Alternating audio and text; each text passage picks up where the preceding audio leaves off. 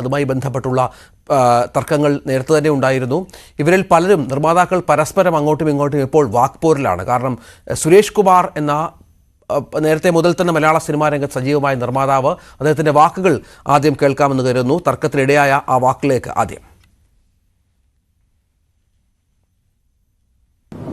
ഒന്നര പടം ചെയ്ത ആള് ഒരു പടം ഹിറ്റായി കഴിഞ്ഞാൽ രണ്ടാമത്തെ പടത്തിൽ ചോദിക്കുന്ന 1 കോടി രൂപ 1.5 കോടി രൂപയാണ്. ഇത് തമിഴും തെലുങ്കും ഒന്നുമല്ല. ഈ പടങ്ങൾ ഓടി ഞങ്ങൾ ഇനിയിപ്പോ കളക്ഷൻ വെളിവിടാൻ പോവുക എല്ലാ മാസവും.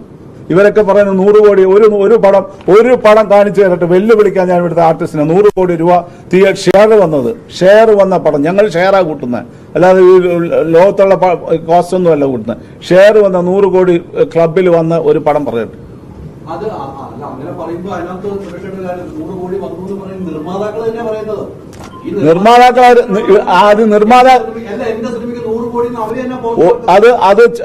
ഇതെന്തെന്നറിയോ, വെളിയിൽ നിന്ന് ഇവരെ ഫോഴ്സ് ചെയ്ത് പറയിപ്പിക്കുന്നതാണ്. ഇത് 100 കോടി വന്നെന്ന് പറഞ്ഞാല് അടുത്ത ഈ താരങ്ങൾ അത് തന്നെയാണ്, താരങ്ങൾ പറയിപ്പിക്കുന്നതാണ് 100%. 100 കോടി ക്ലബിനെ ചൊല്ലിയാണ് സിനിമാ നിർമ്മാതാക്കൾക്കിടയിൽ ഇപ്പോൾ ഭിന്നത ഉണ്ടായിരിക്കുന്നത്. താരങ്ങൾക്കും ടെക്നീഷ്യൻസിനും ഇടയിൽ ആഞ്ഞടിച്ച സുരേഷ് കുമാറിനെതിരെ ആന്റണി പെരുമ്പാവൂർ ഫേസ്ബുക്ക് പോസ്റ്റ് ഇട്ടു. തുടർന്ന് പൃഥ്വിരാജും ഉണ്ണിമുകുന്ദനുമൊക്കെ അദ്ദേഹത്തെ പിന്തുണച്ച് രംഗത്ത് വരുന്ന പശ്ചാത്തലം. തിരക്കഥാകൃൻ ശ്രീ വിനു കിരിയത്ത്, ശ്രീ ജോസ് തോമസ് സംവിധായകൻ, ലിബർട്ടി ബഷീർ തിയേറ്റർ ഉടമ, ഒപ്പം അശ്വന്ത് കോക്ക് യൂട്യൂബർ എന്നിവർ ഈ ചർച്ചയുടെ ഭാഗമാവുകയാണ്. ശ്രീ ജോസ് തോമസ്, ഈ സംഘടനയുടെ ഭാഗമായി നിൽക്കുന്ന ഒരാളാണ് താങ്കൾ. നമുക്കറിയാം, ആ വാർത്താ സമ്മേളനം കണ്ടാൽ തന്നെ നമുക്കറിയാം അദ്ദേഹത്തിനൊപ്പം സംഘടനകളിൽപ്പെട്ട തിയേറ്റർ ഉടമകളുണ്ട്, മറ്റ് നിർമ്മാതാക്കളൊക്കെ അദ്ദേഹത്തിന് ഒപ്പമുണ്ട്. ഒരു യോഗത്തിന് ശേഷമാണ് ഇങ്ങനെ ഈ പറഞ്ഞതുപോലെ താൻ ഈ പ്രഖ്യാപനം നടത്തുന്നത്, സമരവുമായി ബന്ധപ്പെട്ടുള്ള കാര്യം എന്നാണ് അദ്ദേഹം പറഞ്ഞു വെക്കുന്നത്.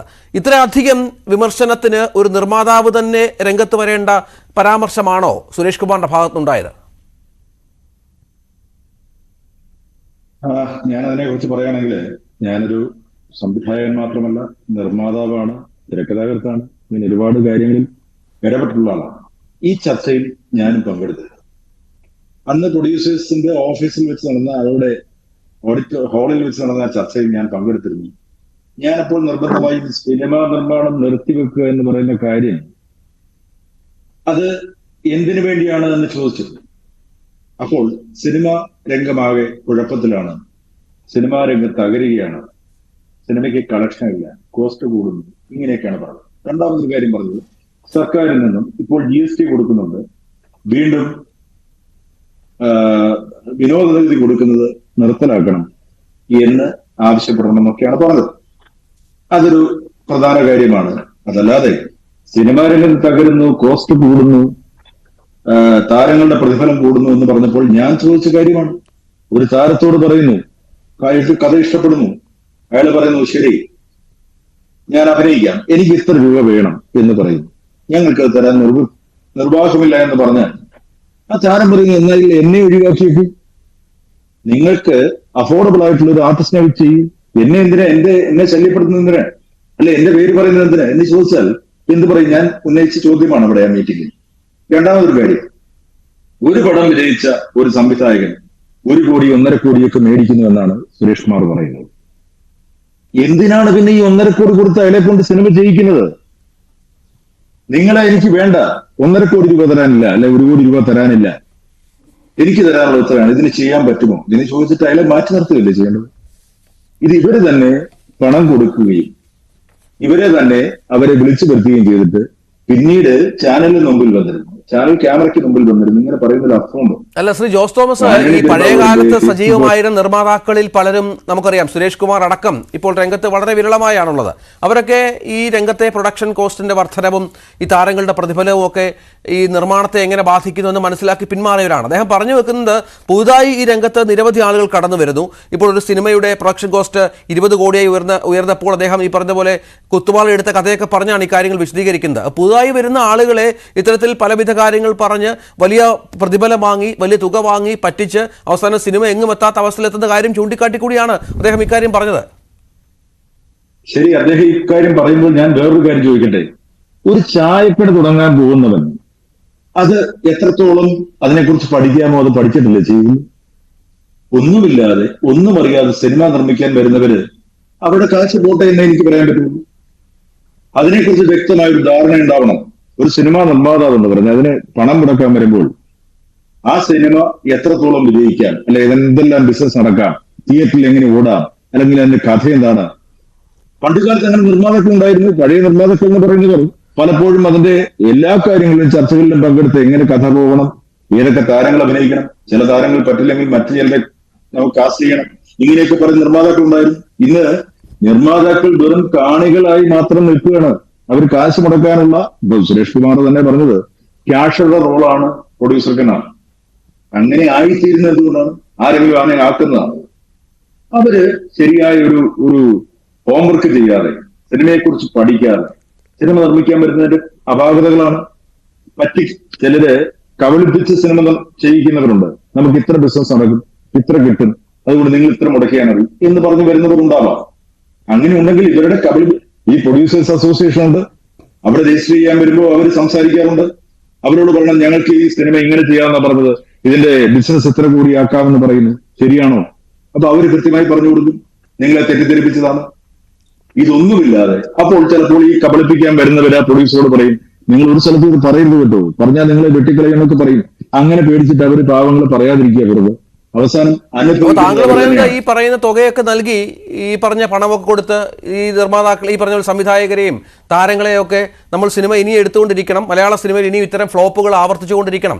നേരത്തെ പറഞ്ഞ പോലെ ഈ എന്തെങ്കിലും ഒരു പരാജയം വന്നാൽ ഈ നിർമ്മാതാക്കളെ ഒന്നും സഹായിക്കുന്നവരല്ല ഈ നടന്മാരടക്കമുള്ള ആളുകൾ എന്നുകൂടി ചേർത്ത് വെക്കണം. ടെക്നീഷ്യൻസിന്റെയും കാര്യം അത് തന്നെയാണ്. അല്ല, നടന്മാര് സഹായിക്കുമോ എന്നുള്ളതല്ല എന്റെ പ്രശ്നം. ഞാൻ പറഞ്ഞത് ഞാനിപ്പോ നേരത്തെ പറഞ്ഞത് പ്രൊഡക്ഷൻ കോസ്റ്റ് കൂടുന്നതിനെ കുറിച്ചാണ്. ഈ പ്രൊഡക്ഷൻ കോസ്റ്റ് കൂടുന്നത് ഇത് നിർമ്മാതാവ് പറയുകയാണ് എനിക്ക് 4 കോടി രൂപയ്ക്ക് സിനിമ എടുത്തു തരാമെന്ന് പറഞ്ഞു, പിന്നെ അത് 20 കോടിയായി എന്ന് പറഞ്ഞാൽ ആ നിർമ്മാതാവിന്റെ കുഴപ്പം തന്നെയാണെന്നാണ് ഞാൻ പറഞ്ഞത്.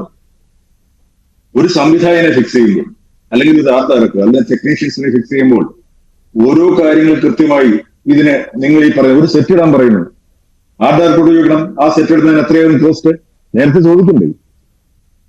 അപ്പോ കോസ്റ്റ് പറയുന്നില്ലെങ്കിൽ എനിക്കത് അറിഞ്ഞിട്ട് ആ കോസ്റ്റ് എത്രയാണെന്ന് അറിഞ്ഞിട്ട് ഞാനതിന് സമ്മതിക്കുമെന്ന് നിർമ്മാതാവ് പറയണ്ടേ?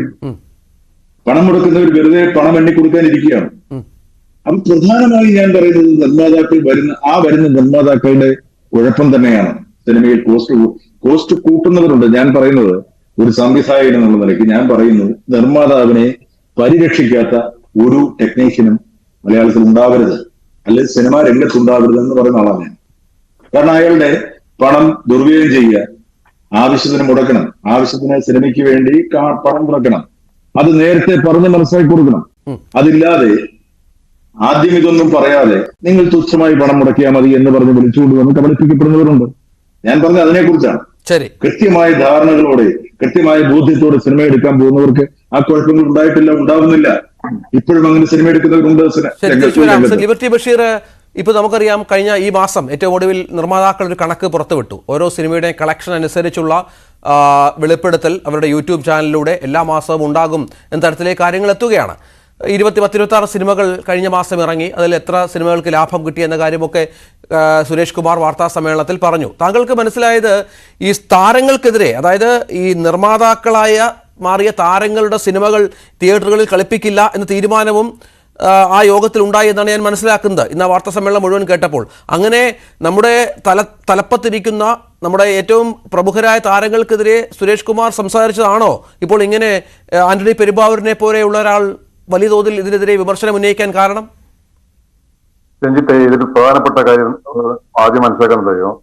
ഇത് 3 സംഘടന എടുത്ത തീരുമാനം, 3 സംഘടന പ്രസിഡന്റുമാർ, വൈസ് പ്രസിഡന്റ് എടുത്ത തീരുമാനമാണ് ഈ ജൂൺ 1-ാം തീയതി മുതൽ സിനിമ തിയേറ്ററുകൾ അടച്ചുകൊണ്ട് സമരം നടത്തുന്നുണ്ട്.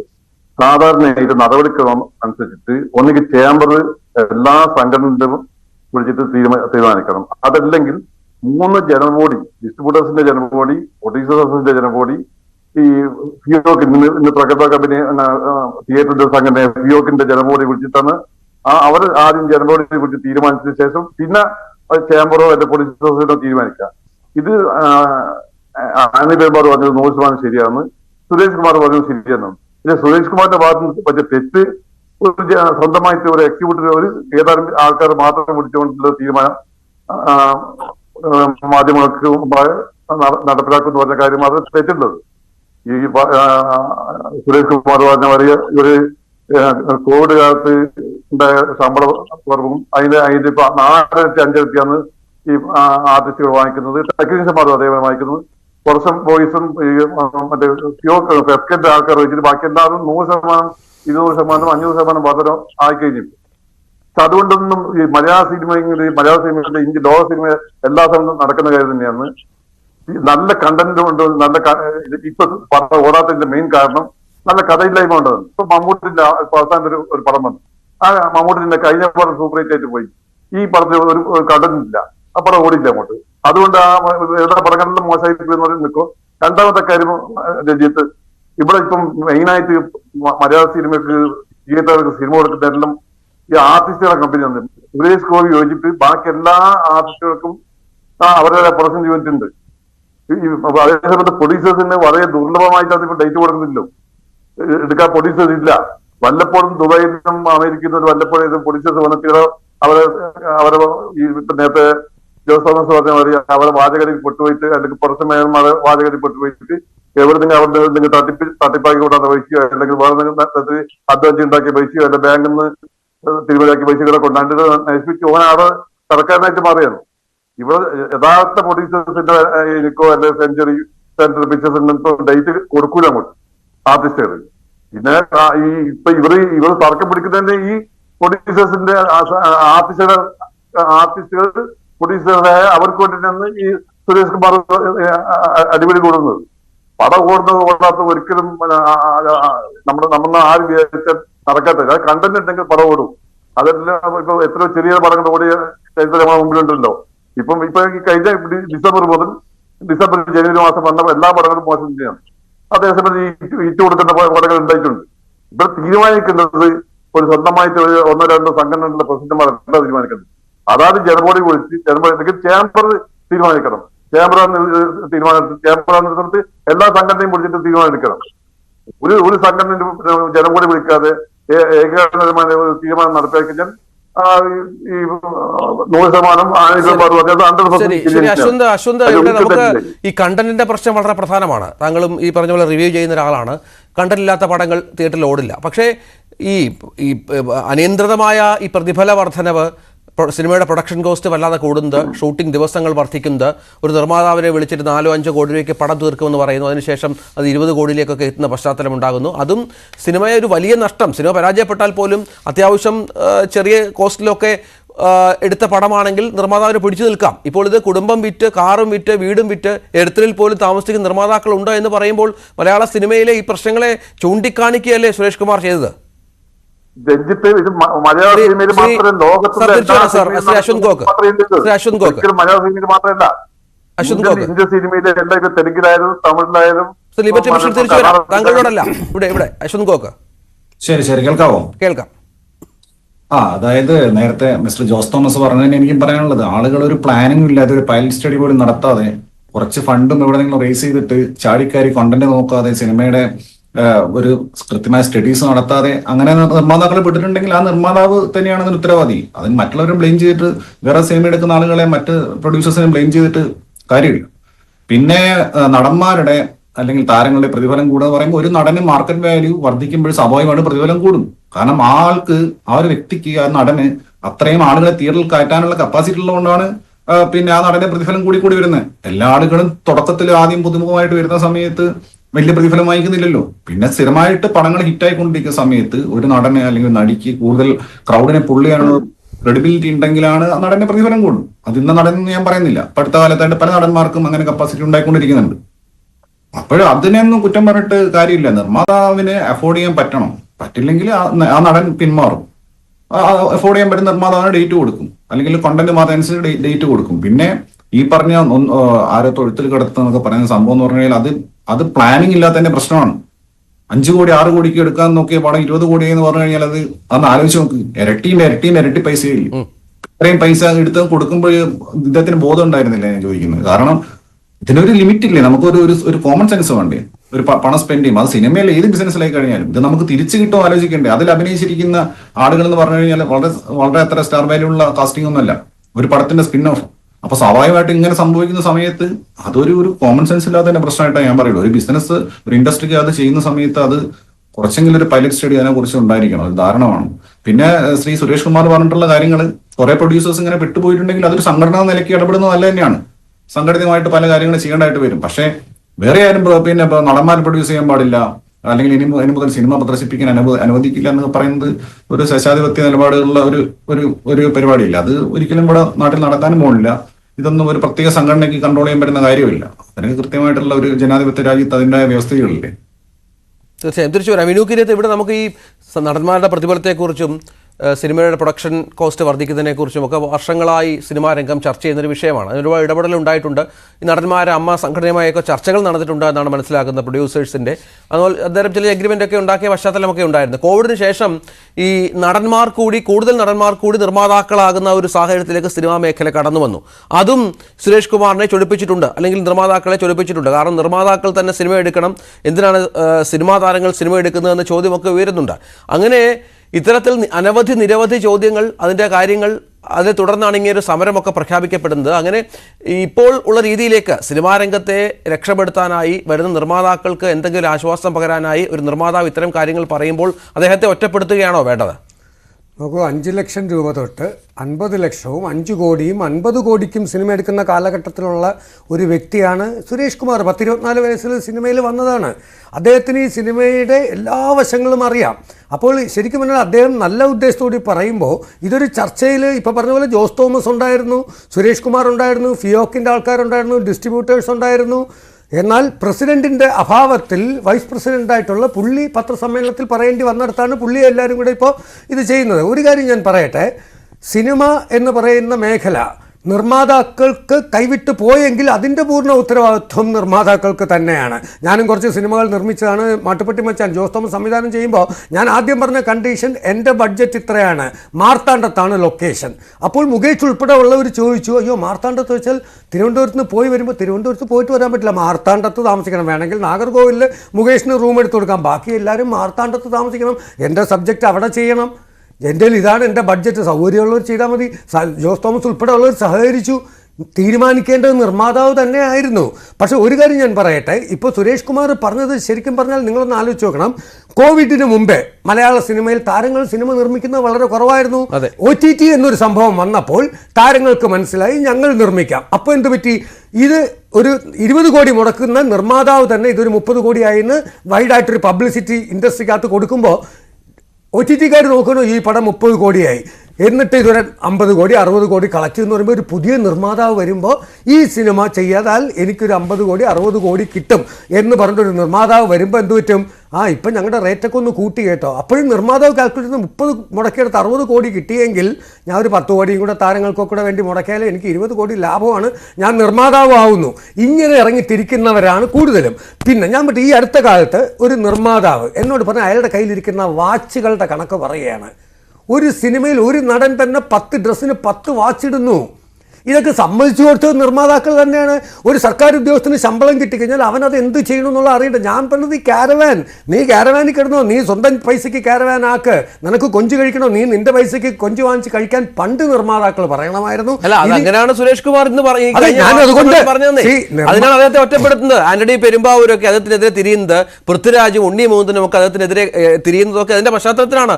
ഇത് തന്നെയാണ് അദ്ദേഹം പറഞ്ഞത്. ക്യാരവാൻ സംസ്കാരം, അവരുടെ കൂടെ വരുന്ന 10-15 അസിസ്റ്റന്റുമാര് അവരുടെ ചില പ്രൊഡക്ഷൻ കോസ്റ്റ് കൂട്ടുന്നത്, പ്രതിഫലം വർദ്ധിപ്പിക്കുന്നത്, അത് ചൂണ്ടിക്കാട്ടുകയാണ് സുരേഷ് കുമാർ ചെയ്തത്. ഈ അടുത്ത കാലത്ത് ഒരു പടത്തിന്റെ പ്രൊമോഷന് തിരുവനന്തപുരത്ത് ഒരു താരം വന്നിറങ്ങിയത് ഹെലികോപ്റ്ററിലാണ്.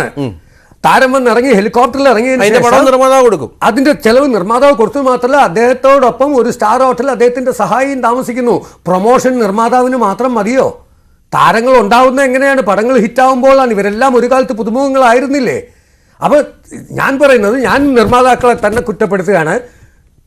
എന്റെ പൈസ പോയാൽ പഴയതുപോലെ നേരത്തെ പറഞ്ഞ പോലെ ജൂബിലി പ്രൊഡക്ഷൻസോ അല്ലെങ്കിൽ വലിയ ജൂബിലി എവിടെ, അരോമ എവിടെ, പുതിയ ആളുകളെല്ലാം അതീനങ്ങ് മാറി ആഗ്രഹം സിനിമ എടുക്കാൻ വരുന്നവരാണ്. അപ്പൊ അവരെ അങ്ങ് വഹിക്കുകയാണെന്നേ പരമാവധി. അല്ലല്ല, വഹിക്കാൻ നിന്നും കൊടുക്കരുത്. ഞാൻ പറഞ്ഞത് വഹിക്കാൻ നിന്നും കൊടുക്കരുത്. എനിക്ക് ഇത്ര രൂപയ്ക്ക് ഒരു പടം എടുക്കാൻ ഇന്ന ഞാൻ ചോദിക്കട്ടെ, ഈ വലിയ വലിയ കോടികൾ വാങ്ങിക്കുന്ന സംവിധായകരും വലിയ വലിയ നിർമ്മാതാക്കളും പുതുമുഖങ്ങൾ ഇവിടെ എത്ര സംവിധായകർ കൊണ്ടുവരുന്നുണ്ടെന്ന് പറഞ്ഞ് സൂപ്പർ ഡയറക്ടേഴ്സിന്റെ ലിസ്റ്റ് എടുത്തിട്ട് ആകെപ്പാട് ഒരു ഫാസിൽ ഫാസിൽ കാണും, ഒരു ബാലേന്ദ്ര മേനോൻ കാണും. ഇങ്ങനെ അപൂർവം ചിലരാണ് പുതുമുഖങ്ങളെ വെച്ചിവിടെ പടം എടുക്കുന്നത്.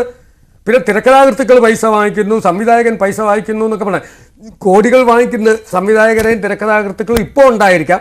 ഞാൻ പറയട്ടെ, ഞങ്ങളെല്ലാം തിരക്കഥ എഴുതുമ്പോൾ ഏറ്റവും കൂടുതൽ 20 രൂപ 25 ലക്ഷം രൂപ അതിൽ കൂടുതൽ ഞങ്ങളാരും ഒരു തിരക്കഥാകൃത്തുക്കളെ അന്ന് കണ്ടിട്ടില്ല. എന്തിനാ കൊടുക്കണമെന്നേ? സൂപ്പർ സ്റ്റാർ തിരക്കഥ തന്നെയാണ്. അങ്ങനെയാണെങ്കിൽ താരത്തേക്കാൾ കൂടുതൽ കൊടുക്കേണ്ടത് തിരക്കഥാകൃത്തിന് തന്നെയാണ്. പക്ഷെ അതല്ല, ഒരു സിനിമയ്ക്ക് ഒരു ബഡ്ജറ്റ് ഇടുക, ആ ബഡ്ജറ്റിന് തനിക്ക് എഴുതാൻ പറ്റുമോ? പറ്റൂല. എന്നാൽ താൻ ചെയ്യേണ്ട അടുത്ത ഓപ്ഷൻസ് ഉണ്ട്. ഇതല്ല, ഒരു ഹിറ്റ് ആവുമ്പോൾ ആ ഹിറ്റിന്റെ പുറകെ പോകുമ്പോൾ തീർച്ചയായിട്ടും ഞങ്ങൾ പറയും, എനിക്ക് അടുത്ത ഇത്ര രൂപ തരണം. എൻ്റെ ഇല്ല. ആ പ്രൊഡ്യൂസർ പോട്ടെ, ഈ പൈസ ബാങ്കിൽ കിടക്കുന്നേ പ്രൊഡ്യൂസറുടെ. ഈ പറഞ്ഞ പോലെ കാർ സെറ്റി കിടക്കേണ്ട ഗതികേട് വരുന്നില്ല. എത്ര നിർമ്മാതാക്കൾ നമുക്കറിയാമല്ലോ. ബഹദൂർ ഖാ എന്ന് പറയുന്ന മലയാള സിനിമയിലെ എത്രയോ സിനിമകളിൽ അഭിനയിച്ച അദ്ദേഹം സിനിമയെ മോഹിച്ചിട്ട് ഒരു സ്റ്റുഡിയോ തുടങ്ങി. സമയദോഷം സിനിമയിൽ വരുന്നത് അങ്ങനെയാണ്. തൊട്ടടുത്ത ആ വർഷം തന്നെ ബ്ലാക്ക് ആൻഡ് വൈറ്റ് എന്ന് പറയുന്നത് വിസ്മരിക്കപ്പെട്ടു, കളർ സിനിമയിലേക്ക് പോയി. മധുസാറ് ഇത്രയും സിനിമയായിട്ട് സിനിമയിൽ തന്നെ ഇൻവെസ്റ്റ് ചെയ്യാൻ നോക്കിയിട്ടാണ് അദ്ദേഹം ഒരു ഇഷ്യൂയിൽപ്പെട്ടിട്ട് ഉമാ സ്റ്റുഡിയോ കുറേ പ്രശ്നങ്ങൾ വന്നത്. നേടിയവർ വളരെ കുറവാണ്. സുരേഷ് കുമാറൊക്കെ സിനിമയെ സ്നേഹിക്കുന്നത് കൊണ്ടാണ് ഈ പറയുന്ന. അല്ല, ഈ നമ്മൾ ഈ ചർച്ച ചെയ്യുമ്പോൾ ഞാൻ ഒരു കാര്യം പറയാം, നാളെ ആന്റണി പെരുമ്പാവൂരും സുരേഷ് കുമാറും ഒക്കെ വീണ്ടും ഒന്നിച്ച് നിൽക്കും. അത് വേണം. സിനിമയിൽ അങ്ങനെയാണ്. മോഹൻലാലും സുരേഷ് കുമാറൊക്കെ ഒരു കാലഘട്ടത്തിൽ വന്നവരാണ്, സുഹൃത്തുക്കളാണ്. മോഹൻലാലിൻ്റെ വിജയത്തിൻ്റെ പിന്നിൽ സുരേഷ് കുമാറുണ്ട്, സുരേഷ് കുമാറിൻ്റെ പിന്നിൽ മോഹൻലാൽ. അവരൊന്നും അങ്ങനെ പിണങ്ങി പിരിയൊന്നുമില്ല. ഇത് അഭിപ്രായങ്ങളാണ്, അഭിപ്രായങ്ങൾ പറയണം എന്ന് തന്നെയാണ്. അതുകൊണ്ട് കുറച്ച് പുതിയ നിർമ്മാതാക്കൾക്കും സംവിധായകർക്കും അഭിനേതാക്കൾക്കും ഇതൊരു പ്രചോദനമാവണമെങ്കിൽ ആവട്ടെ. ഇത്തരം ചർച്ചകൾ നല്ലതെന്നേ ഞാൻ പറയുള്ളൂ. ഇത് വഴക്കുണ്ടാക്കാൻ വേണ്ടിയിട്ടാവരുത്. പിന്നെ പറഞ്ഞു ഇത് എന്തുകൊണ്ട് ജനറൽ ബോഡി വിളിച്ചു. ജനറൽ ബോഡി വിളിച്ചിട്ടൊക്കെ രാഷ്ട്രീയ നേതാക്കന്മാർ സമരങ്ങൾ പ്രഖ്യാപിക്കുന്ന അണികളോട് ചോദിച്ചിട്ടാണോ? കുറേ സംഘടനകളുടെ നേതാക്കന്മാരിന്ന് ഡിസൈഡ് ചെയ്തത് സുരേഷ് കുമാർ പുറത്ത് പറഞ്ഞു. എല്ലാവരും കൂടി ഇപ്പോൾ അദ്ദേഹത്തെ എടുത്തിട്ട് പറയുമ്പോൾ അദ്ദേഹം സിനിമ കണ്ടു വളർന്നൊരു ഫാമിലിയിലൊരാളാണ്. അദ്ദേഹത്തിൻ്റെ മകളെക്കുറിച്ചൊക്കെ സോഷ്യൽ മീഡിയ, ആ കുട്ടി മലയാളത്തിൽ അഭിനയിക്കുന്നില്ല, ആ കുട്ടി വേറെ ലാംഗ്വേജിൽ ആ കുട്ടിക്ക് ആവശ്യമുള്ള പൈസ ചോദിക്കുന്നു. അത് ഈ പറഞ്ഞാൽ നിങ്ങൾ ഇഷ്ടമുണ്ടെങ്കിൽ കൊടുത്താൽ മതിയെന്നേ. അപ്പോൾ അങ്ങനെയല്ല, സിനിമകൾ വരട്ടെ, വീണ്ടും വീണ്ടും വരട്ടെ, എല്ലാവരും കൂടെയൊക്കെ ഒന്ന് സഹകരിച്ച്. അല്ലെങ്കിൽ പഴയ നസീർ സാർ ചെയ്ത പോലെ ഒരു സിനിമ പൊട്ടിയാൽ ആ നിർമ്മാതാവിനെ വിളിച്ച് വീണ്ടും നമുക്കൊരു പടവും കൂടെ ചെയ്യാം. അങ്ങനെ ഏത് താരം ചെയ്യും സാർ? അതാണ്. അപ്പൊ ഇതൊരു കൂട്ടായ്മയാവണം. ഒരു പടം തന്നെയാണല്ലോ. ഇതിപ്പോൾ എല്ലാവരും ചേർന്നാലല്ലേ നമുക്കറിയാം. ഇപ്പോൾ ഈ 100 സുരേഷ് കുമാർ ചോദിച്ച വളരെ പ്രധാനപ്പെട്ട ഒരു ചോദ്യം, 100 കോടി ഇതുവരെ മലയാളത്തിൽ ലഭിച്ച ഒരു നിർമ്മാതാവിന്റെ പേര് പറയാമോ എന്നുള്ളതാണ്. അദ്ദേഹം കണക്കുകളടക്കം നിരത്തിയാണ് പറഞ്ഞത്. 100 കോടി ക്ലബിൽ കയറി എൻ്റെ സിനിമ എന്ന് വീമ്പ് പറയുന്ന പല നിർമ്മാതാക്കൾക്കും 50 60 അല്ലെങ്കിൽ 100 50 കോടിയോ 30 കോടി 40 കോടി കിട്ടിയവർ മാത്രമാണ്. പടത്തിന്റെ മൊത്തം കളക്ഷൻ അത്രയും വരുമ്പോൾ അതെങ്ങനെ ഡിസ്ട്രിബ്യൂട്ട് ചെയ്ത് പോകുന്നു എന്നൊക്കെയുള്ള കാര്യം അദ്ദേഹം വ്യക്തമാക്കുകയുണ്ടായി. ഇവിടെ ഈ പറഞ്ഞതുപോലെ പ്രൊഡക്ഷൻ കോസ്റ്റ് അല്പം, നമ്മുടെ സിനിമയുടെ മാർക്കറ്റ് എത്രയുണ്ടെന്ന് നമുക്കറിയാം. അതിപ്പോൾ വൈഡ് റിലീസ് അല്ലെങ്കിൽ ഇന്ത്യ മുഴുവൻ, ലോകം മുഴുവൻ റിലീസ് എന്നൊക്കെ പറയുന്ന സംവിധാനമാണ് നമ്മുടെ സിനിമയ്ക്ക് ഉണ്ടാവാനുള്ള സാധ്യതയില്ല. അത് വളരെ ചുരുക്കമാണ്. അപ്പോൾ അങ്ങനെ ഈ പൂച്ചയ്ക്കാര് മണികെട്ടുമെന്ന് പറയുന്നത് പോലെ ഈ സംവിധാനത്തിന്റെ കോസ്റ്റ് കട്ടിംഗ് ഒക്കെ നടത്തി ഇതിനെ നമ്മുടെ പരിധിക്കുള്ളിൽ നിർത്തിയാൽ മാത്രമേ കൂടുതൽ സിനിമകൾ ഉണ്ടാവുകയുള്ളൂ ഇവിടെ. അതിനുള്ള ഇനിഷ്യേറ്റീവാണ് സുരേഷ് കുമാറിന്റെ ഈ വാക്കുകൾ എന്ന് ഞാൻ പറയും. അല്ല, സുരേഷ് കുമാർ പറഞ്ഞത് തെറ്റാണെന്നല്ല ഞാൻ പറഞ്ഞത്. ഞാൻ പറയുന്നത് ഈ കോസ്റ്റ് കൂടുന്നത് അത് കാലാനുസൃതമായി കൂടും. കാലത്തിനനുസരിച്ച് മാറ്റങ്ങൾ ഉണ്ടാവും. തൊഴിൽ വേതനങ്ങളായാലും മറ്റ് ചെലവുകളായാലും കാലത്തിനനുസരിച്ച് കൂടും. ഇപ്പോൾ പഴയ ടിക്കറ്റ് ചാർജല്ലോ തിയേറ്ററിൽ മിനിമം 150 രൂപ കൊടുക്കണ്ടേ ഒരു സിനിമ കാണണമെങ്കിൽ? പണ്ട് 30 രൂപയ്ക്ക് കിട്ടിക്കൊണ്ടിരുന്ന ടിക്കറ്റിൽ 150 രൂപയ്ക്ക് കൊടുക്കുന്നത്. അപ്പോൾ കാലാനുസൃതമായി എല്ലാ മേഖലയിലും വളർച്ചയുണ്ടാവും, കോസ്റ്റ് കൂടും. ഞാനൊരു ചോദ്യം ചോദിക്കട്ടെ രഞ്ജിത്ത്. ഇവിടെ പ്രൊഡ്യൂസേഴ്സ് കാലങ്ങൾക്ക് മുമ്പെടുത്ത ഒരു തീരുമാനമുണ്ടായിരുന്നു. ആർട്ടിസ്റ്റുകളുടെ പേഴ്സണൽ മേക്കർമാൻ, ഹെയർ ഡ്രസ്സർ, ഇവർക്കൊക്കെയുള്ള പ്രതിഫലം ആർട്ടിസ്റ്റുകൾ തന്നെ കൊടുക്കണം, പ്രൊഡ്യൂസേഴ്സ് കൊടുക്കേണ്ടതില്ല. അങ്ങനെ എഗ്രിമെന്റിൽ വരെ എഴുതി വെച്ചിട്ടുണ്ട്. ഈ പറയുന്ന അസോസിയേഷന് തലപ്പത്തിരിക്കുന്നവർ എടുക്കുന്ന സിനിമയിൽ പോലും അങ്ങനെ ചെയ്തിട്ടുണ്ടോ? ഇല്ല. അവർ രഹസ്യമായിട്ട് പറയും ഞങ്ങൾ തന്നെന്ന് പറയണ്ട, ഇത് വെച്ചോളൂ എന്ന് പറയുന്നവർ തന്നെയാണ്. അപ്പോൾ താരങ്ങളെ സന്തോഷിപ്പിക്കുകയോ സൂചിപ്പിക്കുകയോ ചെയ്തുകൊണ്ട് എനിക്കിനി അടുത്തൊരു ഡേറ്റ് കിട്ടണമെന്ന് തീരുമാനിക്കുന്ന നിർമ്മാതാവ്, സംവിധായകൻ അത് തന്നെ, മറ്റുള്ളവരും അങ്ങനെ തന്നെ. അപ്പോൾ നിർമ്മാതാക്കളുടെ അസോസിയേഷന് തലപ്പത്തിരിക്കുന്നവർ തന്നെ നിയമം ലംഘിക്കുന്നുണ്ട്. കോസ്റ്റ് കുറയ്ക്കണമെന്ന് പറയുന്ന അവർ തന്നെ ഇതൊക്കെ ലംഘിക്കുന്നു. പിന്നെ കാരവാൻ എന്ന് പറയുന്നത്, ഞാൻ പറയുന്നത് അതൊരു അനാവശ്യമായ കാര്യമാണെന്ന് ഞാൻ പറയുന്നില്ല. ഈ കാലഘട്ടത്തിൽ കാരവാൻ അത്യാവശ്യമാണ്. പക്ഷെ അത് 19 കാരവാൻ ഒരു ലൊക്കേഷൻ ആവശ്യമുണ്ടോ എന്നുള്ളതാണ്. ഒരു വനിതാ താരം, നായിക, മറ്റൊരു ചെറിയ ആർട്ടിസ്റ്റിനെ ആ കാരവനിലേക്ക് കയറ്റാൻ സമ്മതിച്ചില്ല. എന്റെ കാരവനിൽ കയറണ്ടെന്ന് പറഞ്ഞു. ഇത് സിനിമാ രംഗത്തെ പലർക്കും അറിയാം. അതായത് അത്രമാത്രം എനിക്ക് സ്വന്തമായി കാരവാൻ വേണം എന്ന് പറയുന്ന ആൾക്കാരാണ്. അപ്പൊ അങ്ങനെ വരുമ്പോൾ ലൊക്കേഷനിൽ നിറയെ കാരവാൻ ഉണ്ടാകും. ഇതിനെല്ലാം പ്രൊഡ്യൂസർ വാടക കൊടുക്കണം, അതിന്റെ കൂടെ വർക്ക് ചെയ്യുന്ന ഡ്രൈവർ, സഹായികൾ, ഇവർക്കെല്ലാം താമസ സൗകര്യം കൊടുക്കണം, ഭക്ഷണം കൊടുക്കണം. ഇത് അങ്ങനെ കോസ്റ്റ് കൂടിക്കൊണ്ടിരിക്കുകയാണ്. ഒരു നിർമ്മാതാവ് പറയുകയാണ് എന്റെ ലൊക്കേഷനിൽ 2 കാരവാനേ ഉണ്ടാവുള്ളൂ, നിങ്ങൾ ആർട്ടിസ്റ്റുകൾ അത് ഷെയർ ചെയ്യണം. എന്തുകൊണ്ട് പ്രൊഡ്യൂസർക്ക് പറയാൻ പറ്റുന്നില്ല? അത് പറയാൻ പറ്റാത്തത് അവരെ സന്തോഷിപ്പിച്ച് നടത്തിയാലേ എന്റെ കാര്യം നടക്കൂ എന്ന് പറയുന്നതുകൊണ്ടാണ്. ഈ ജോയ് തോമസിന്റെ പേര് നേരത്തെ പരാമർശിക്കുന്നുണ്ട്. ജോയ് തോമസുമായിട്ട് ഞാൻ നിരന്തരമായി കാണുന്ന ആളാണ്. അദ്ദേഹം പറഞ്ഞത് എനിക്ക് സിനിമ ഇപ്പോഴും നിർമ്മിക്കണമെന്ന് ആഗ്രഹമുണ്ട്, പക്ഷെ ഈ അവസ്ഥയിൽ എനിക്ക് വരാൻ പറ്റില്ല. എനിക്ക് ഒരു നോക്കുകുത്തിയായി നിന്നുകൊണ്ട് ഒരു നിർമ്മാതാവിന്റെ വേഷം മാത്രം അണിഞ്ഞ് നിൽക്കാൻ പറ്റുന്ന ഒരാളല്ല ഞാൻ മാക്സിമം അതിൽ ഇൻവോൾവ് ആവുന്ന ആളാണ്. സബ്ജക്ട് തുടങ്ങി ബാക്കി കാര്യങ്ങളിലെല്ലാം അങ്ങനെയാണ് ഞാൻ സിനിമ എടുത്തുകൊണ്ടിരുന്നത്. എന്നാൽ ഇന്ന് അത് പറ്റുന്നില്ല. ഇന്ന് പ്രൊഡ്യൂസർ നോക്കുകുത്തിയാണ്, അതുകൊണ്ട് ഞാൻ സിനിമ എടുക്കുന്നില്ല എന്ന് പറയും. MM ഹംസ, അങ്ങനെ പലരും സിനിമയിൽ നിന്ന് മാറി നിൽക്കുന്നത് അവർക്ക് പണമില്ലാത്തതുകൊണ്ടല്ല, അവർ ഭയപ്പെട്ടിട്ട് തന്നെയാണ്. കാരണം യാതൊരു വിലയും നിർമ്മാതാവിന് കൊടുക്കുന്നില്ല. ഞാൻ വില എന്ന് പറയുന്നത് റെസ്പെക്ട് ആണ്. പണം മുടക്കുന്നയാളാണ് അയാൾ. മണ്ടനായിട്ടൊന്നും അല്ല സിനിമയിലേക്ക് വരുന്നത്. അയാള് ആ സിനിമയോടുള്ള ആഗ്രഹം എന്ന് പറഞ്ഞു. ആഗ്രഹത്തോടൊപ്പം ബിസിനസ് ചെയ്ത് പണം ഉണ്ടാക്കാൻ കൂടിയാണ് അയാൾ വരുന്നത്. അല്ലാതെ വെറുതെ സിനിമയോടുള്ള പാഷൻ കൊണ്ട്, അല്ലെ എനിക്ക് അവാർഡ് കിട്ടിയാൽ മതി എന്ന് പറഞ്ഞ് പണ്ട് അച്ചാണി രവിയൊക്കെ സിനിമ എടുക്കുന്നതാണ് പറഞ്ഞു. ഒരുപാട് ബിസിനസ് ഉള്ള അദ്ദേഹം, ഒരുപാട് സമ്പാദ്യമുള്ള ആളാണ്. അദ്ദേഹത്തിന് കുറെ പണം പോയാലും കുഴപ്പമില്ല, പക്ഷെ നല്ല പടമായിരിക്കണം. എന്റെ പേരിൽ വരുന്ന സിനിമ അത് അവാർഡുകൾ വാരിക്കൊട്ടണമെന്ന് കരുതി വരുന്നവരുണ്ട്. പക്ഷേ 99% നിർമ്മാതാക്കളും വരുന്നത് എനിക്ക് ഇതൊരു ബിസിനസ്സാണ്, എനിക്ക് പണം കിട്ടണം, ഞാൻ മുടക്കുന്ന പണമെങ്കിലും എനിക്ക് തിരിച്ചു കിട്ടണമെന്ന് പറഞ്ഞാണ് സിനിമയിലേക്ക് വരുന്നത്. അപ്പോ അവർക്ക് ഉത്തരവാദിത്തമുണ്ട്. അവരെ മാക്സിമം സഹകരിപ്പിച്ച് അവരോട് നീതി പുലർത്തുന്ന സാങ്കേതിക പ്രവർത്തന താരങ്ങളും ഉണ്ടാവണം. തീർച്ചയായും അതാണ് അതിനൊരു തുടക്കം കുറിക്കേണ്ടത്. സിനിമാ രംഗത്ത് നേരത്തെ ശ്രീ വിനു കിരത്തൊക്കെ പറഞ്ഞതുപോലെ കൂട്ടമായിരുന്ന് ചർച്ച ചെയ്ത് വേണം ഈ വിഷയത്തിൽ പരിഹാരം ഉണ്ടാകാൻ. ശ്രീ അശ്വന്ത് ഗോക്കിലേക്കും ലിബർട്ടി ബഷീറിലേക്കും വളരെ പെട്ടെന്ന് വരാം, ഒരു ചെറിയ ഇടവേളയ്ക്ക് ശേഷം.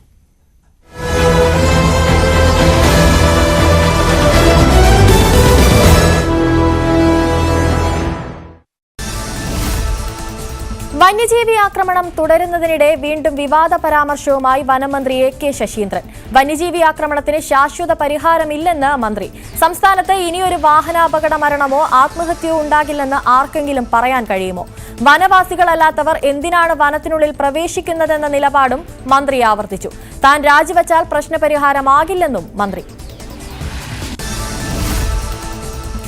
വനമന്ത്രി രാജിവെക്കണമെന്നാവർത്തിച്ച് താമരശ്ശേരി ബിഷപ്പ് റെമിജിയോസ് ഇഞ്ചനാനിയിൽ. വന്യജീവി ആക്രമണങ്ങളിൽ കർഷകരുടെ ജീവൻ പൊലിഞ്ഞതിന്റെ ഉത്തരവാദിത്വം ഏറ്റെടുക്കണം. കർഷകരെ ആക്രമിക്കുന്ന സമീപനമാണ് വനവകുപ്പ് ഉദ്യോഗസ്ഥർ സ്വീകരിക്കുന്നത്.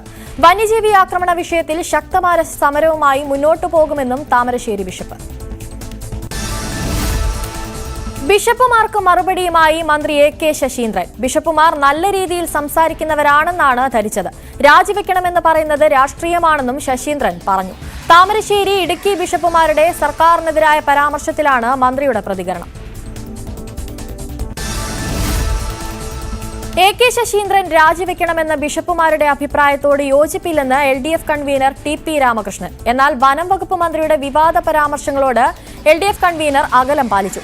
മന്ത്രി പറയുന്ന എല്ലാ കാര്യത്തിലും എനിക്ക് പ്രതികരിക്കാനാവില്ലെന്നും അത് മന്ത്രിയോട് തന്നെ ചോദിക്കണമെന്നും TP രാമകൃഷ്ണൻ.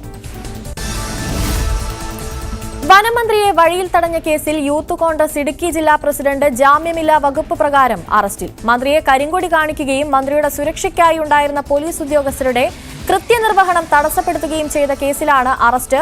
യൂത്ത് കോൺഗ്രസ് ജില്ലാ പ്രസിഡന്റ് ഫ്രാൻസിസ് അറയ്ക്കപ്പറമ്പിലിനെ അറസ്റ്റ് ചെയ്തത് ഉപ്പുതറ പോലീസ്. രൂക്ഷമായ വന്യജീവി ആക്രമണത്തിൽ പ്രതിഷേധിച്ച് വയനാട് ജില്ലയിൽ UDF ആഹ്വാനം ചെയ്ത ഹർത്താൽ അല്പസമയത്തിനകം സമാപിക്കും. വൈകിട്ട് 6 വരെയാണ് ഹർത്താൽ. ആവശ്യ സർവീസുകളെയും പരീക്ഷ, വിവാഹം, പള്ളിക്കുന്ന് തിരുനാൾ എന്നിവയെയും ഹർത്താലിൽ നിന്ന് ഒഴിവാക്കിയിരുന്നു. വയനാട് പനമരത്ത് കാട്ടാനകൾ വാഴകൃഷി നശിപ്പിച്ചതിനെ തുടർന്ന് ആദിവാസി കർഷകന്റെ ആത്മഹത്യാ ഭീഷണി. കയ്യിൽ വിഷക്കുപ്പിയുമായി പാതിരസം ഫോറസ്റ്റ് ക്വാർട്ടേഴ്സിന് മുകളിൽ കയറി കണ്ണൻ എന്ന കർഷകന്റെ ആത്മഹത്യാശ്രമം. മണൽവയലിൽ ഇദ്ദേഹം കൃഷി ചെയ്ത 1000-ഓളം വാഴയാണ് കാട്ടാനകൾ നശിപ്പിച്ചത്. പടയപ്പിയുടെ ആക്രമണത്തിൽ യുവതിക്ക് പരുക്ക്. തൃശൂർ സ്വദേശി ഡിൽജയ്ക്കാണ് പരുക്കേറ്റത്. കഴിഞ്ഞ രാത്രി മൂന്നാർ വകുവരി എസ്റ്റേറ്റിന് സമീപത്ത് വെച്ചാണ് ആക്രമണമുണ്ടായത്. മറയൂരിലേക്ക് ഇരുചക്ര വാഹനത്തിൽ സഞ്ചരിക്കുകയായിരുന്നു ഡിൽജയും മകനും. സ്പീക്കറും പ്രതിപക്ഷ നേതാവുമായുള്ള പോരിൽ സ്തംഭിച്ച് നിയമസഭ. വാക്കൌട്ട് പ്രസംഗം നീണ്ടുപോകുന്നുവെന്ന് പറഞ്ഞ് സ്പീക്കർ ഇടപെട്ടത് പ്രതിപക്ഷ നേതാവിനെ പ്രകോപിപ്പിച്ചു. തന്റെ പ്രസംഗം തടസ്സപ്പെടുത്തി സഭ നടത്തിക്കൊണ്ടുപോകാൻ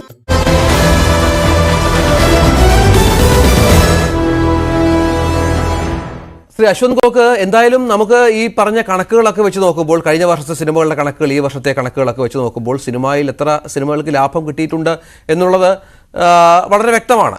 അതിൽ പാപ്പരായ നിർമ്മാതാക്കളുടെ എണ്ണമൊക്കെ എടുത്താൽ അതൊരു ഒരുപാട് എണ്ണം വരും. ചേംബറിൻ്റെ മക്കൾ അതുമായി ബന്ധപ്പെട്ട കണക്കുകളൊക്കെ സുരേഷ് കുമാർ പറഞ്ഞിരുന്നു. അപ്പോൾ ഇവിടെ നമുക്ക് ഇതിനെ ഒന്ന് നിയന്ത്രിക്കണം. അതിന് സംഘടനകളുടെ എല്ലാം കൂട്ടായ്മ വേണം. ഈ ഇൻഡസ്ട്രി നിലനിൽക്കേണ്ടത് ആയിരക്കണക്കിന് ഇതുമായി ബന്ധപ്പെട്ട് പ്രവർത്തിക്കുന്ന ആളുകളുടെ കൂടി ആവശ്യമാണ്. അപ്പോൾ അതിനുള്ള ഇനിഷ്യേറ്റീവ് ആരെടുക്കുമെന്നുള്ളതാണ് പ്രശ്നം. അല്ല, അത് സംഘടന എടുത്തോട്ടെ. സംഘടന സിനിമ പിന്നെ തിയേറ്ററിൽ ഓടാൻ പറ്റൂല, മറ്റുള്ള ആരും തന്നെ സിനിമ നിർമ്മിക്കാൻ പറ്റൂല എന്നത് പറഞ്ഞു കഴിഞ്ഞാൽ അതല്ലേ ഇവിടെ പ്രശ്നം വരുന്നത്. അല്ലാതെ ഇപ്പോൾ ഇത്തരം തീരുമാനങ്ങൾ ഒരു സംഘടന എടുത്ത് ഒരു നല്ലൊരു പിന്നെ ഇൻഡസ്ട്രി ആയിട്ട് വളർത്താൻ വേണ്ടിയിട്ടാണെങ്കിൽ അത് ശരി. ഇത് അല്ലാതെ ഇങ്ങനെ ഏകപക്ഷീയമായിട്ട് തീരുമാനം എടുത്തു കഴിഞ്ഞ് മറ്റുള്ള നിർമ്മാതാക്കൾ തന്നെ അതിനെതിരെ വന്നില്ലേ? പലണി പെരുമ്പവരിന്ന് പോസ്റ്റ് എഴുതിയിട്ടില്ലേ?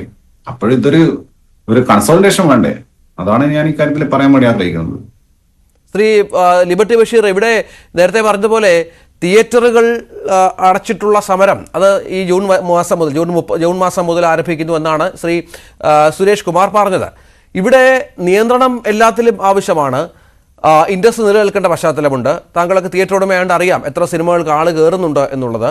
അപ്പോൾ അവിടെ കണ്ടന്റ് വളരെ പ്രധാനപ്പെട്ട കാര്യമാണ്. താരങ്ങളുടെ പരിവേഷവും സൂപ്പർ താരത്തിൻ്റെ പരിവേഷവും വളരെ പ്രധാനമാണ്. ജനം കയറണമെങ്കിൽ താരം വേണം. ഇവരെല്ലാം കൂട്ടായി വേണം ഈ ഇൻഡസ്ട്രിയെ രക്ഷപ്പെടുത്താൻ. ഇവരെല്ലാം ചേർന്ന് വേണം ഇത്തരം കാര്യങ്ങൾ ഇടപെടാൻ.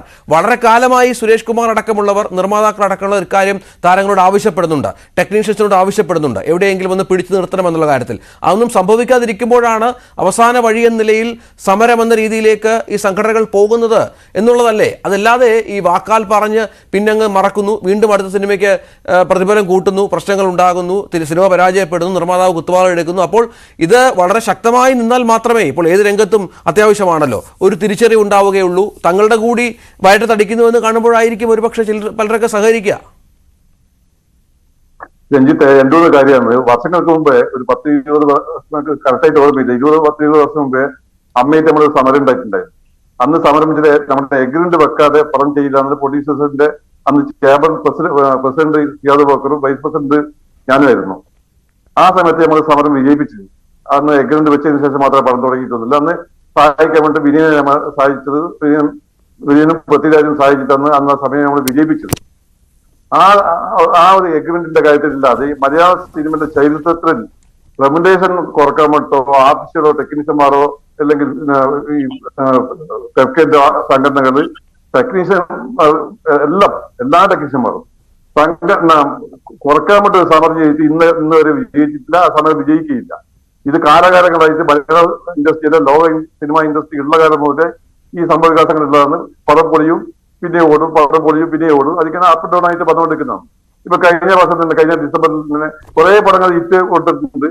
തിയേറ്ററെ സംബന്ധിച്ചിട്ട് ഒരു വർഷത്തിൽ 3-4 ഹിറ്റ് കിട്ടി തന്നെ അവർ ഒരുവിധം നഷ്ടമില്ലാതെ കൊണ്ടുപോകാൻ പറ്റും. ഇപ്പൊ ഞാൻ പറയാം, ഈ ഫെഡറേഷൻ പൊളിയാൻ കാരണം ഇതേമാതിരി നമ്മൾ തീരുമാനം, നമ്മുടെ തിയേറ്റർ തീരുമാനത്തിന് തിയേറ്റർക്ക് വേണ്ടി സമരം നടത്തിയാണ്. എന്ത് സംഭവിച്ചു? ഒരു തമിഴ് പടം വന്ന് കേരളത്തിൽ ഒരു വിജയിന്റെ പടം വന്ന സമയത്ത് ഈ തിയേറ്ററെ വിശ്വസിച്ച് എങ്ങനെ സുരേഷ് കുമാർ സമരം പ്രഖ്യാപിച്ചെന്ന് അതൊക്കെ ഇപ്പൊ അതിശയാണ്. ഈ ജൂൺ മാസം ഇപ്പൊ പൃഥ്വിരാജിന്റെ പടം ജൂൺ മാസം ഇപ്പൊ റിലീസ് പറഞ്ഞ ഡേറ്റ് മാറ്റി ജൂലൈയിലേക്ക് പോയി കഴിഞ്ഞാൽ ഇന്ന് പറഞ്ഞ ഈ തിയേറ്റർ ഒന്നടങ്കം ആ പടം എടുത്ത് കഴിക്കും. അന്നേരം പ്രൊഡ്യൂസേഴ്സ് ഉണ്ടാവില്ല, ഈ സംഘടന ഒന്നും ഉണ്ടാവില്ല. തിരിച്ച് ഈ ജൂൺ മാസം ഈ പടം കഴിഞ്ഞിട്ട് ജൂലൈയിൽ ഒരു വലിയൊരു തമിഴ് പടം വരികയാണെങ്കിൽ അന്ന് ഇതേ അവസ്ഥയുണ്ടായാലും അവരെല്ലാ പടം എടുത്ത് കഴിക്കും. ഇവർ സമരം പ്രഖ്യാപിച്ചപ്പെട്ടത് നമ്മുടെ ഫെഡറേഷന്റെ ഞാൻ ഇരുന്ന വഴി ഇരിക്കേണ്ടി വരും. അപ്പൊ അതെല്ലാം ഈ തിയേറ്ററെ വിശ്വസിച്ചിട്ട് ഒരിക്കലും സമരം പ്രഖ്യാപിച്ചിട്ട് ഒരിക്കലും രക്ഷപ്പെടില്ല, അങ്ങനെ രക്ഷപ്പെട്ട ചരിത്രം ഉണ്ടായില്ല. ഇത് എന്റെ അനുഭവം വെച്ച് ഞാൻ പറയാം, നിങ്ങൾക്ക് എന്താ അറിയാലോ. തീർച്ചയായും അതാണ് സാഹചര്യം. ശ്രീ വിനു കിരിയത്ത്, ഇവിടെ ഇപ്പോൾ ഈ എഗ്രിമെന്റ് ഒക്കെ ഉണ്ടല്ലോ അല്ലേ, നിർമ്മാതാക്കളും ചേംബറൊക്കെ ഇടപെടുന്നു, നിർമ്മാതാക്കളുടെ സംഘടന രജിസ്റ്റർ ചെയ്യുന്നു, അതിനുശേഷം ഇത്ര പണത്തിന് ഈ പടം തീർക്കുമെന്നൊക്കെ പറയുന്നു. അവിടെ എവിടെയാണ് ലംഘിക്കപ്പെടുന്നത്? നേരത്തെ പറഞ്ഞതുപോലെ പൂർണ്ണമായും നിർമ്മാതാക്കളുടെ പ്രശ്നം തന്നെയാണോ ഈ കോസ്റ്റ് കൂടുന്നതിനും? ഇവർ പറയുന്ന എല്ലാം കേട്ട് പുതുപ്പണക്കാർ വരുന്നു, സിനിമാ രംഗത്ത് കൃത്യമായ കണക്കില്ല, പ്രതിഫലത്തിനൊക്കെ എവിടെയാണ് കണക്ക് എന്നൊക്കെയാണ് സുരേഷ് കുമാർ ചോദിക്കുന്നത്. അത്തരം കാര്യങ്ങളൊക്കെ കയറി വരുമ്പോൾ നിർമ്മാതാക്കൾ കുറച്ചുകൂടി നിയന്ത്രിച്ചാൽ ഇത്തരം പ്രശ്നങ്ങൾ പരിഹരിക്കാമെന്നാണോ? അതാണ് നേരത്തെ ജോസ് തോമസ് പറഞ്ഞ പോലെ ഇതിനെക്കുറിച്ച് ഒരു ധാരണയും ഇല്ലാതെ പടം എടുക്കാൻ വരുമ്പോൾ തീർച്ചയായിട്ടും ആദ്യം ഇവർ ഒരു പ്രൊഡക്ഷൻ മാനേജറുടെ അടുത്തോ അല്ലെങ്കിൽ ഇതുമായി ബന്ധപ്പെട്ട ഒരാളുടെ അടുത്ത് പോകുമ്പോൾ അവർ ഈ ഒരു ഫീൽഡിനെ കുറിച്ച് അങ്ങ് ഭയങ്കരമായിട്ട് അങ്ങ് ബൂസ്റ്റ് ചെയ്ത് പറയണം, ഇവിടുന്ന് ഇത്ര രൂപ വരും, അവിടുന്ന് ഇത്ര രൂപ വരും. ഇത് കണ്ടിട്ട് ഇയാൾ മയങ്ങി അങ്ങ് വീഴുകയാണ്. കാരണം അങ്ങനെയാണ് ഈ ഒരു സിനിമാ മേഖല എന്ന് പറഞ്ഞ കലാകാരന്മാരുടെ ഈ സംഘടനയിൽ താരങ്ങളെ ഒന്ന് കാണാനും അവരോടൊപ്പം ഇരിക്കാനും അവരെ വെച്ച് പടം എടുത്തു എന്ന് കാണിക്കാനും ഒക്കെ ഈ പണം കയ്യിൽ അധികമായിട്ട് വരുമ്പോൾ ചെയ്ത് പോകുന്നതാണ്. പക്ഷെ ചെന്ന് ഇറങ്ങിക്കഴിയുമ്പോൾ അവൻ്റെ കൈവിട്ട് പോയാൽ അവന് ഇട്ടിട്ട് പോകാൻ പറ്റില്ല. പിന്നെ കോസ്റ്റ് കൂടിയാലും അവനത് എങ്ങനെയെങ്കിലും തീർക്കണം. 5 രൂപ മതി, 10 രൂപ മതി, സാറ്റലൈറ്റ് വരും, മറ്റത് വരും എന്നൊക്കെ പറഞ്ഞിട്ട് ഒരുപാട് പേരെ പ്രലോഭിപ്പിച്ച് സിനിമയിൽ കൊണ്ടുവന്നവരെയൊക്കെ നമുക്കറിയാം. നേരത്തെ ജോസ് തോമസ് പറഞ്ഞല്ലോ, ജൂബിലി ജോയ് അദ്ദേഹത്തിന് സിനിമ എടുക്കണമെന്ന് ആഗ്രഹമുണ്ട്, പക്ഷേ ഒരു സ്ഥാനം അവിടെ കിട്ടില്ല. അത് തന്നെയാണ് സുരേഷ് കുമാറും പറഞ്ഞത്, വെറും ക്യാഷിയറുടെ പോസ്റ്റേ ഉള്ളൂ ഇപ്പോൾ പ്രൊഡ്യൂസർക്കെന്ന്. ഇപ്പം മിക്കവാറുമുള്ള താരങ്ങളെല്ലാം അമ്മയിൽ മെമ്പറാണ്, പ്രൊഡ്യൂസർ അസോസിയേഷനിലെ മെമ്പറാണ്, ഡിസ്ട്രിബ്യൂട്ടർ അസോസിയേഷനിലെ മെമ്പറാണ്, ടെക്നീഷ്യൻസിൻ്റെ അസോസിയേഷനിലെ മെമ്പറാണ്. പക്ഷെ ഒരു പ്രശ്നം വന്നാൽ അവർക്ക് താരങ്ങളോടൊപ്പമേ നിൽക്കാൻ പറ്റുന്നുള്ളൂ. കാരണം അവർ താരങ്ങളായിട്ട് വന്നിട്ട് നിർമ്മാതാക്കളും മറ്റും ആയി മാറിയവരാണ്. അപ്പോൾ അവരെയും കുറ്റം പറയാക്കില്ല, അവർക്ക് അവരുടെ നിലനിൽപ്പാണ്. ഇതൊന്നും ഒരു വലിയ ശാശ്വതമായ ഒരു ശത്രുതയിലേക്കൊന്നും പോകുമെന്നൊന്നും എനിക്ക് തോന്നുന്നില്ല. എന്തായാലും ഒരു മാറ്റം വരണമെങ്കിൽ വരട്ടെ എന്ന് തന്നെയാണ് സുരേഷ് കുമാറിൻ്റെ പ്രസ്താവനയോട് ഞാൻ 100% യോജിക്കുന്നത്, നല്ലതിന് വേണ്ടിയിട്ട്. അല്ലാതെ ഇതിപ്പം നശിച്ചു പോട്ടെ അല്ലെങ്കിൽ ഞാനിനി പടം എടുക്കൂല എന്നൊന്നും സുരേഷ് കുമാർ പറയുന്നില്ല. താരങ്ങൾ കുറച്ചുകൂടെ അഡ്ജസ്റ്റ് ചെയ്ത്, താരങ്ങൾ മാത്രമല്ല അദ്ദേഹം ടെക്നീഷ്യൻസിൻ്റെ അടുത്തും പറഞ്ഞല്ലോ, കോടികൾ വാങ്ങിക്കുന്ന തിരക്കഥാകൃത്തും സംവിധായകരും ഉണ്ടെന്നും പറഞ്ഞല്ലോ. സിനിമ കഴിയുമ്പോൾ അത് കഴിഞ്ഞ് കോടികളിലേക്ക് പോവുകയാണെന്നാണ്. അവിടെ പോയിക്കഴിഞ്ഞാൽ അതോടുകൂടി ആ നിർമ്മാതാവിനെ പിന്നെ അറിയുന്നില്ല, ഇവരെ കാണുന്നില്ല.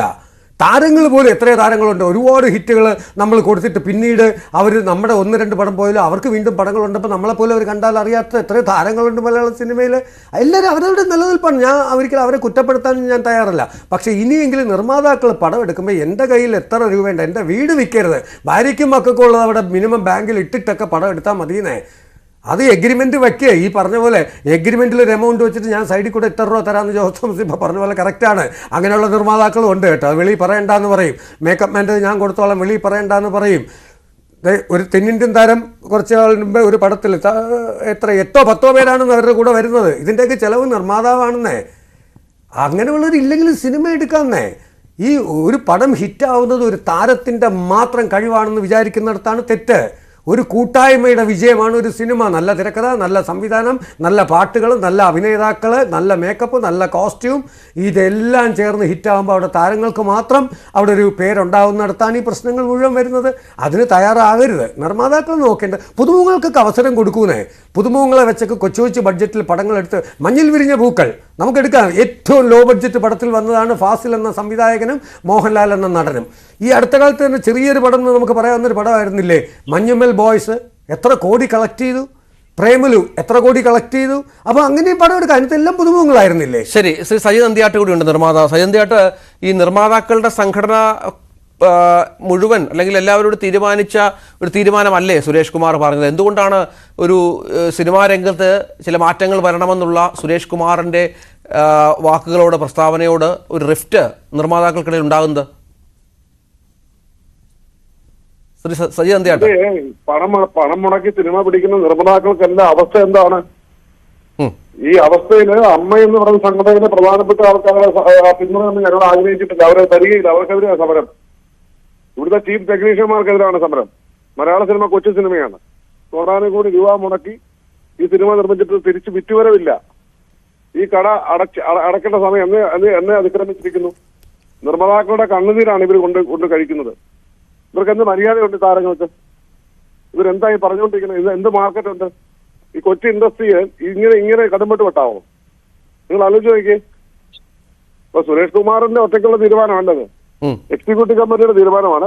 പ്രസിഡന്റ് അവിടെ ഇല്ല. പ്രസിഡന്റ് മെയ് വരെ അവധിയില്ല, ആന്റോ ജോസഫ്. പിന്നെ വൈസ് പ്രസിഡന്റ് എക്സിക്യൂട്ടീവ് കമ്മിറ്റി കൂടി ഡിസ്ട്രിബ്യൂട്ടർ അസോസിയേഷന്റെ ഭാരവാഹികളുണ്ട്, സബ്കയുടെ ഭാരവാഹികളുണ്ടായിരുന്നു, അതുപോലെ തിയേറ്ററുകാർ അസോസിയേഷൻ പ്രസിഡന്റ് വിജയകുമാർ ഉണ്ട്. അവരെ ഇരുത്തിക്കൊണ്ടാണ് അസോസിയേഷൻ ഈ കാര്യം പറഞ്ഞത്. സുരേഷ് കുമാർ ഒറ്റയ്ക്കെടുത്ത തീരുമാനമല്ല. അല്ല, ആന്റണി പെരുമ്പാവൂർ പറയുന്നത് പ്രസിഡന്റ് വന്ന് തീരുമാനം പറയട്ടെ, സുരേഷ് കുമാറിന് പറയാനുള്ള അവകാശമില്ല എന്നാണ്. അല്ല, സുരേഷ് കുമാർ പറയാൻ അവകാശം ഉണ്ടല്ലോ. സുരേഷ് കുമാറിന് പറയാൻ അവകാശമില്ല. സുരേഷ് കുമാർ വൈസ് പ്രസിഡന്റ് അല്ലേ. ആന്റണി പെരുമാറിന് വ്യത്യസ്ത അഭിപ്രായം കാണുന്നേ.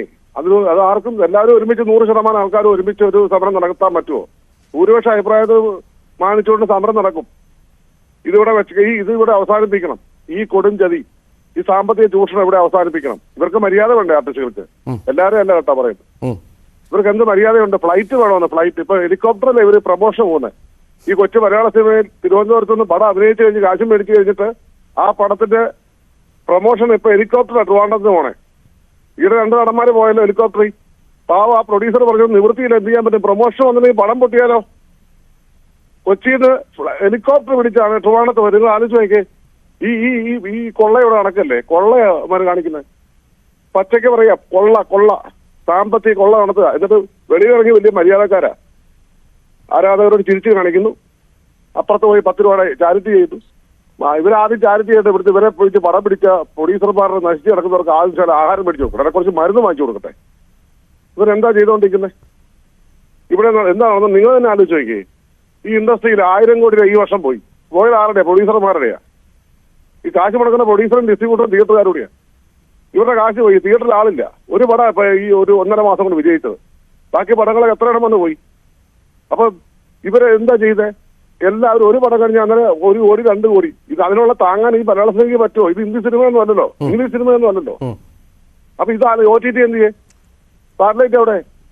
വിജയിക്കുന്ന പടങ്ങളൊക്കെ OTT സാറ്റലൈറ്റ്. അത് നിങ്ങൾക്കറിയോ? കൊറോണ സമയത്ത് സാറ്റലൈറ്റ് OTT കൂടിയെന്ന് പറഞ്ഞ് OTT വന്നു, ഞങ്ങളുടെ പൈസ കൂട്ടിത്തരണം എന്ന് പറഞ്ഞ് കൂട്ടി മേടിച്ചില്ലേ? ഇപ്പൊ OTT അവരെന്താ തിരിച്ചു കൊടുക്കാത്ത? അവരെന്താ പൈസ കുറയ്ക്കാത്ത? അപ്പൊ ഇവർക്ക് എവിടെയാ മനസാക്ഷി? പറ.